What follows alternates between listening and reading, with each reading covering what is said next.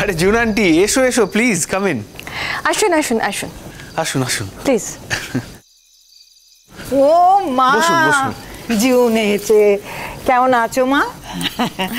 কখন ফোন করলে আর কখন এলে? হ্যাঁ, আসলে অফিসের কাজে একটু দেরি হয়ে গেল, তাছাড়া ওনারা এলেন তো স্যার। এসো না, এসো আলাপ করি দিয়ে এসো। চল। আচ্ছা, ইনি হলেন অনিন্দদার মা, আর উনি বাবা, আর এরা আমাদের অফিস কালিগ। হ্যাঁ নমস্কার, আপনারা বসুন বসুন। দয়া করে আমাদের আপনি বলবেন না মিস। না না, ও ঠিক আছে ঠিক আছে, ওকে। হ্যাঁ, ঠাকুর আমাদের রক্ষে করেছে ঠিকই, কিন্তু এই মেয়েটিও আমাদের রক্ষে করেছে। ঠিক সময় মতো সিদ্ধান্তটা না নিলে আমাদের যে কি হতো জানি না বাবু। সত্যি জুন আন্টি, তুমি এই ডিসিশনটা সেই মুহূর্তে নিয়েছিলে বলেই, কিন্তু যদি ওরকম একটা ডিসিশন সেই মুহূর্তে না নিতে তাহলে যে কত বড় বিপদ হয়ে যেত সেটা আমরা কল্পনা করতে পারছি না। জুন আন্টি, আমার ফুল ফ্যামিলি কিন্তু তোমার কাছে কৃতজ্ঞ। তাই বুঝি? দেখো, আমি তো অন্যদের হয়ে কথা বলতে পারি না, আমি আমারটা বলতে পারি। তুমি যেভাবে যে মুহূর্তে ডিসিশনটা নিয়েছো সেটা যদি সেই মুহূর্তে ডিসিশনটা না নিতে তাহলে যে কি হয়ে যেত তো জানি না। তুমি এমন একটা ডিসিশন নিয়েছিলে বলেই কিন্তু পাপাকে অত তাড়াতাড়ি নিয়ে গিয়ে পাপার ট্রিটমেন্ট শুরু করা গিয়েছিল এবং পাপা সুস্থ হয়ে ফেরত এসছে আমাদের কাছে। তাই অন্যকে কি বলবে আমি জানি না, অ্যাজ আ ডক্টর আমি বলতে পারি আমি তোমার কাছে সত্যি খুব কৃতজ্ঞ। যাক, তাও তুমি বললে। বসো জুন, তোমার গলা পেলাম তাই এলাম।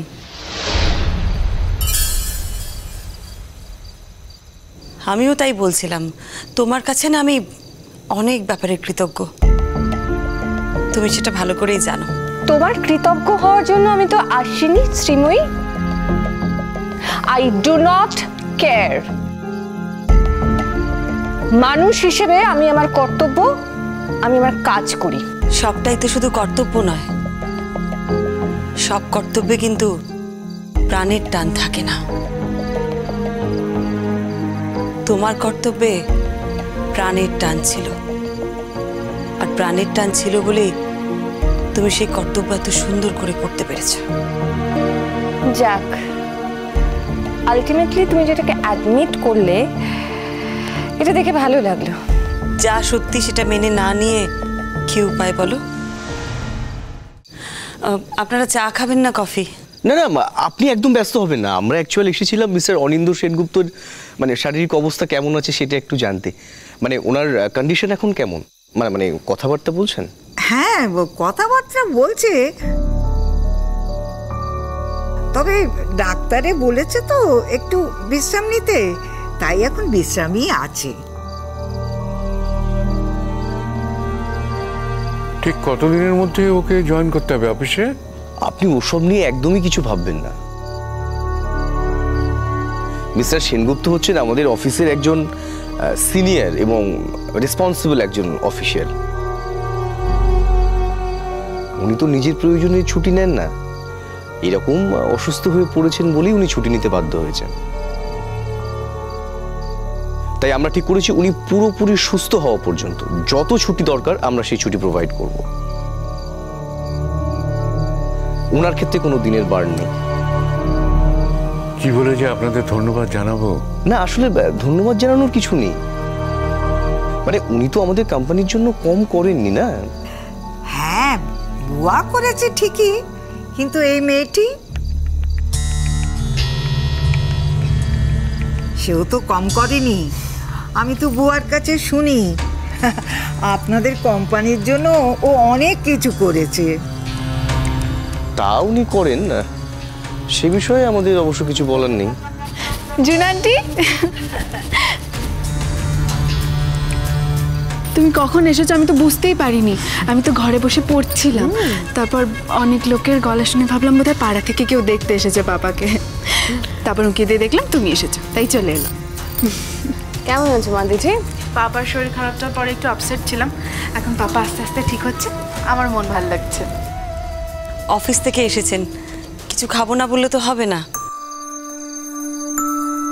আর তাছাড়া আমরা কেউই কিন্তু নাওয়া খাওয়া বন্ধ করে নেই। জীবন যেরকম স্বাভাবিকভাবে চলে সেরকমই চলছে। আর আপনাদের মিস্টার সেনগুপ্ত কিন্তু এখন অনেক ভালো আছেন, আগের থেকে অনেক অনেক ভালো। আপনারা দয়া করে চলে যাবেন না, আমাকে একটু সময় দিন, আমি আপনাদের আপ্যায়নের একটু ব্যবস্থা করি। না না ম্যাডাম, এইসবের সত্যি কোনো দরকার নেই। জানি তো দরকার ছিল না, কিন্তু আপনারা আমাদের বাড়িতে প্রথম এসছেন, শুধু মুখে কি করে চলে যাবেন বলুন তো? আমাকে একটু সময় দিন, বসুন, আমি এক্ষুনি আসছি।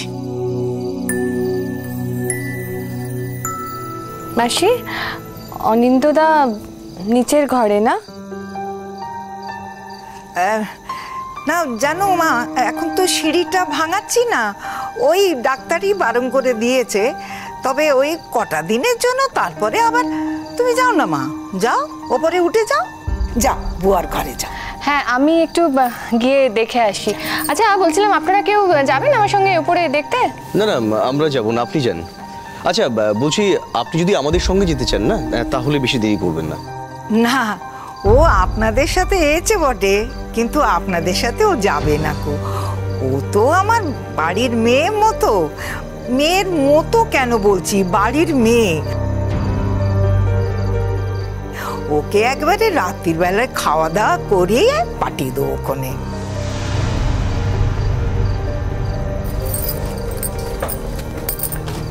কোথায় যাচ্ছ? তোমার পাপার কাছে। কে পারমিশন দিল? এই ডিঙ্কা, পারমিশন লাগবে কেন? হ্যাঁ, পাপা অসুস্থ, খুব ভালো করে জানিস। জুন আন্টি পাপাকে দেখতে এসছে, পাপার অন্য কলিগরা এসছে, এর মধ্যে আবার পারমিশন কার লাগবে? হ্যাঁ, ওই কলিগরা যারা এসছে তার তো পারমিশন ছাড়া উপরে যাচ্ছে না। যাচ্ছে? তাহলে এই মহিলা কেন যাচ্ছে?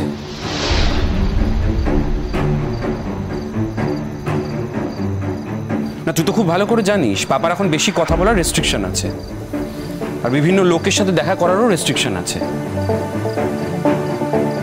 পাড়ার লোকেরা তো দেখা করতে এসেছিল, অনেকে এসেছিল, আমরা কিন্তু অ্যালাউ করিনি। আমরা বলেছি 2 দিন বাদে আসতে। তাহলে হঠাৎ করে এই মহিলার জন্য পুরো রুলটা কেন বেন্ড করা হচ্ছে? এক্স্যাক্টলি কে অ্যালাউ করলো ওকে? আমি না জানতাম যে তুমি অসভ্যতা করবে, আর এখানে এলে আমাকে সেই অসভ্যতাই পেতে হবে। সেই জন্য মাসি আমি তোমাকে ফোন করে এসেছি।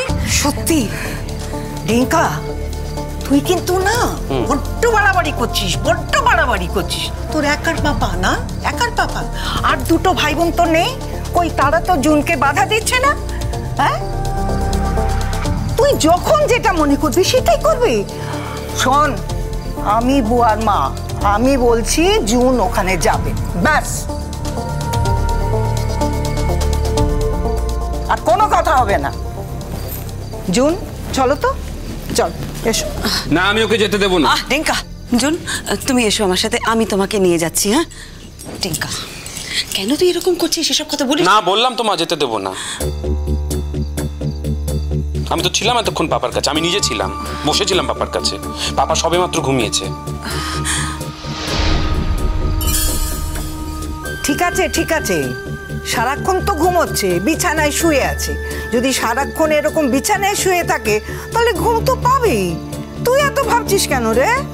একটা কথা তোমরা কেন বুঝতে পারছো না, বুয়ার এখন কোনো উত্তেজনা নেওয়াটা ঠিক হবে না।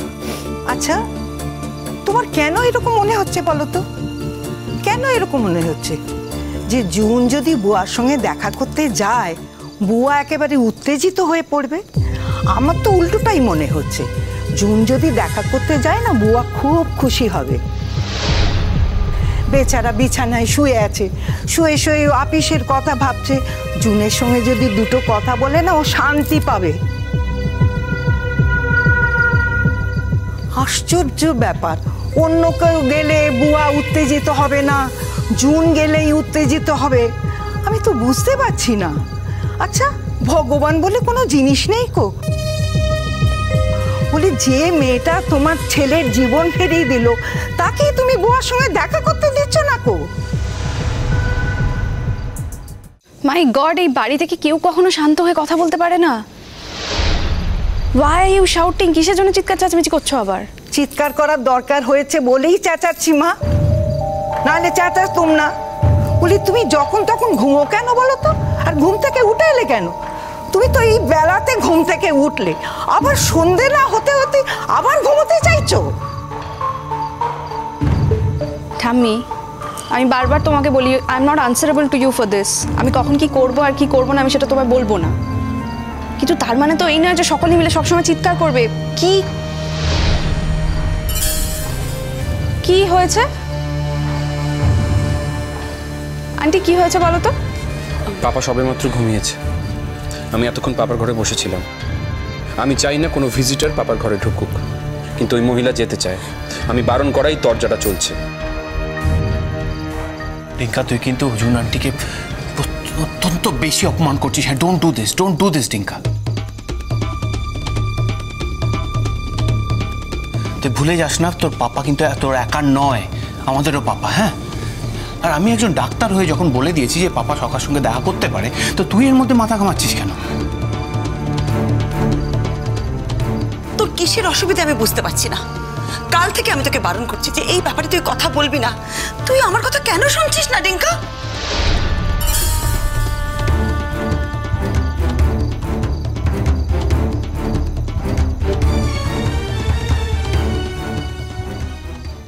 এই বাড়িটাকে আমি এখনো ততটা আপন করে উঠতে পারিনি যতটা আপন করলে তোমার মতো একজন মহিলাকে আমি ঘাট ধাক্কা দিয়ে এই বাড়ি থেকে বার করে দিতে পারি।